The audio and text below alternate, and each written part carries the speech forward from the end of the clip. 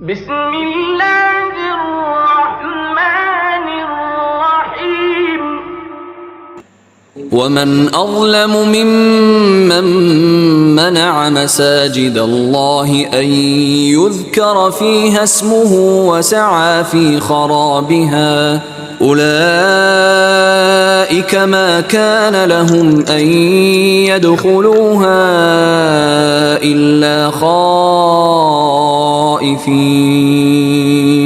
لهم في الدنيا خزي ولهم في الآخرة عذاب عظيم। उससे बढ़कर जालिम कौन जो खुदा की मस्जिदों में खुदा के नाम का जिक्र किए जाने को मना करे और उनकी वीरानी में साई हो।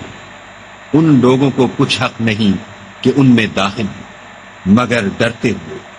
उनके लिए दुनिया में रुसवाई है और आखिरत में बड़ा